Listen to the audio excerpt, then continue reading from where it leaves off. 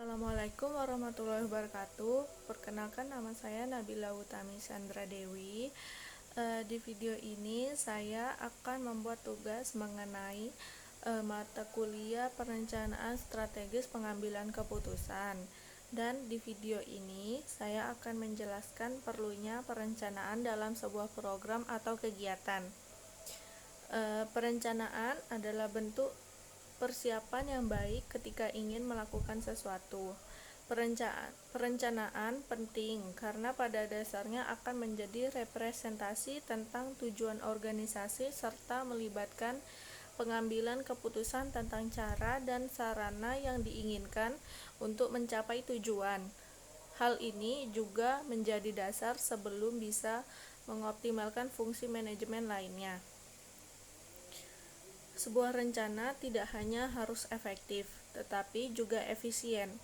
Efektivitas suatu rencana berkaitan dengan sejauh mana rencana itu bisa mencapai tujuannya. Sedangkan itu efisiensi rencana berupa bentuk kontribusinya terhadap maksud dan tujuan, diimbangi oleh biaya serta faktor lain yang diperlukan untuk merumuskan sekaligus mengoperasikannya. Rencana akan bisa disebut efisiensi jika mencapai tujuan dengan biaya yang masuk akal. Tidak hanya dalam waktu, uang, atau produksi, tetap juga dalam hal kepuasan individu atau kelompok. Perencanaan dimulai dengan penetapan tujuan dari berbagai bentuk kegiatan yang akan dilakukan. Perencanaan membantu dalam memfokuskan perhatian anggota pada tujuan atau sasaran perusahaan.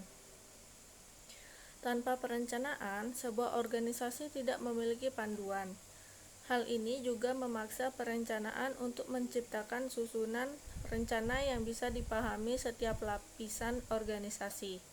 Oleh karena itu, perencanaan membawa ketertiban ke dalam organisasi. Pada dasarnya, berbagai manfaat yang akan bisa didapatkan dari kegiatan perencanaan adalah sebagai berikut ini. Yang pertama, membantu memastikan pelaksanaan tugas menjadi tepat sasaran.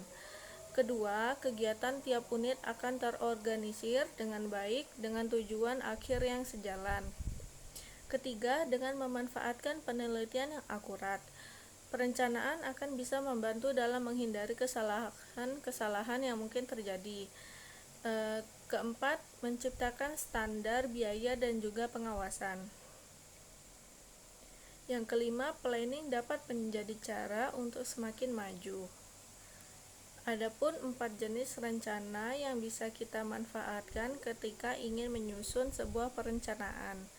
Jenis-jenis tersebut adalah yang pertama yaitu rencana hierarki.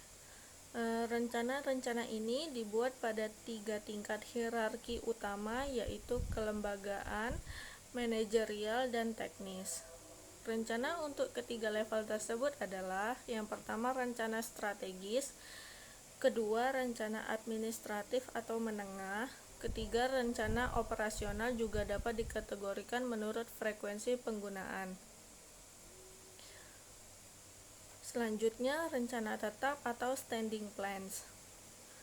Rencana tetap dibuat untuk mencakup masalah yang dihadapi pihak manajerial berulang kali.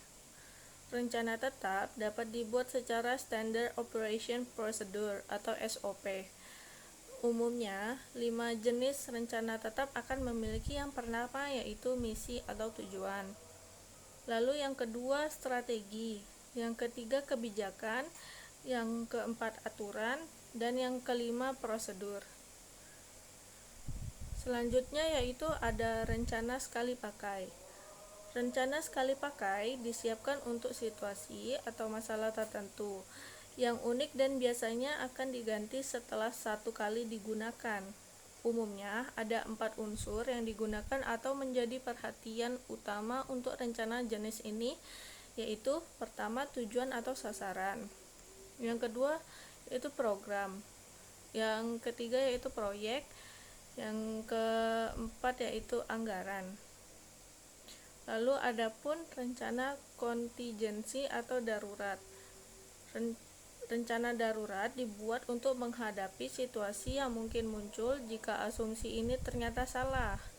Jika perencanaan kontingensi adalah pengembangan tindakan alternatif yang akan diambil jika peristiwa yang tidak disangka terjadi.